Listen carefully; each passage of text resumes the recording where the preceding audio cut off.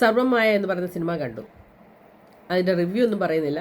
പക്ഷേ വളരെ പ്രതീക്ഷയോടെയാണ് ഹൃദയപൂർവ്വം പോയി കണ്ടത്. അതായത് മോഹൻലാലിൻ്റെ പഴയ തിരിച്ചുവരവെന്നൊക്കെ പറഞ്ഞ് ഭയങ്കര ഹൈപ്പൊക്കെ കിട്ടിയതിന് ശേഷം പോയി കണ്ട ഒരു സിനിമയാണ് ഹൃദയപൂർവ്വം.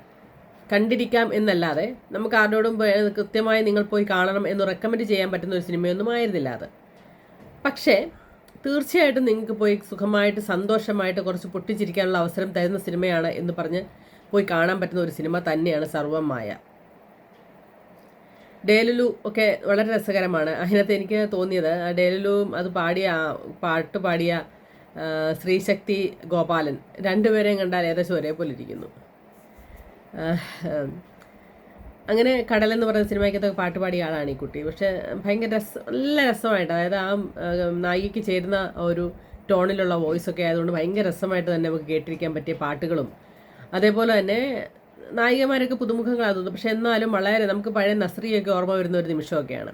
അജു വർഗീസും നിവിൻ പോളിയും വളരെ സിങ്കായിട്ട് നമ്മൾ പഴയ സിനിമകളൊക്കെ അവരുടെ കണ്ടിട്ടുള്ള ആ ഒരു രീതിയിൽ കാണാൻ പറ്റിയ ഒരു രസകരമായ, അത് കുറേ തമാശ ഫണ്ണി മൂമെൻറ്റ്സ് ഒക്കെ തരുന്ന ആസ്വദിക്കുന്ന, അതായത് ഈ കുടുംബ പ്രേക്ഷകരെ ഏറെ ആസ്വദിപ്പിച്ച അല്ലെങ്കിൽ ചരിത്രം മറന്ന് പൊട്ടിച്ചിരിക്കുന്ന കുറേ സീക്വൻസ് ഒക്കെ സത്യം പറഞ്ഞാൽ ഒരുപാട് കാലങ്ങൾക്ക് ശേഷമാണ് നമുക്ക് തിയേറ്ററിൽ അനുഭവിക്കാനും കാണാനും സാധിച്ചത്. അപ്പോൾ ഇനി ഇതിൻ്റെ അടിയിൽ വന്ന് കമൻറ്റ് പറയും ബബ്ബ കണ്ടില്ലെന്നൊക്കെ ചോദിക്കും. ഞാൻ കണ്ടില്ല. എല്ലാ സിനിമയൊന്നും ഇപ്പോൾ നമുക്ക് പോയി ഈ റിവ്യൂ ഒക്കെ നോക്കിയിട്ട് കണ്ടാൽ പോരെ. പക്ഷേ സർവമായെക്കുറിച്ച് എല്ലാവരും ആരും നമ്മളിപ്പോൾ കമൻസ് ഒക്കെ വായിക്കും ആരും മോശം അഭിപ്രായം എന്ന് പറഞ്ഞിട്ട് ഞാൻ കണ്ടില്ല. അതുകൊണ്ട് തന്നെ എനിക്ക് കാണണം തോന്നി പോയി കണ്ടു. ബബ്ബായിക്ക് പറഞ്ഞ കുറേ ആൾക്കാർ നല്ല കമൻറ്റും കുറേ ആൾക്കാർ അതിലും മോശം കമൻറ്റ്സ് വിടുന്നതുകൊണ്ട് പിന്നെ തിയേറ്ററിൽ പോയി പറിച്ചെടുത്ത് കാണുന്നില്ല, OTT ഇറങ്ങുമ്പോൾ കാണാമെന്ന് വിചാരിച്ചു.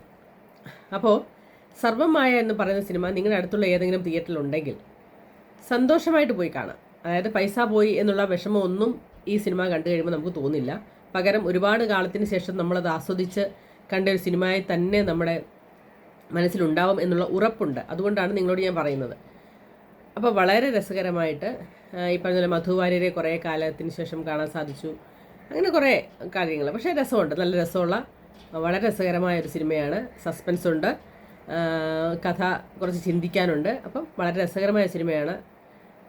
പോയി കാണാൻ പറ്റുന്നവരൊക്കെ പോയി കാണുക. ലൈക്കും ഷെയറും ഫോളോ ചെയ്യാൻ പറ്റുന്നവർ ചെയ്യുക, ഇല്ലെങ്കിൽ കുഴപ്പമില്ല. ബൈ.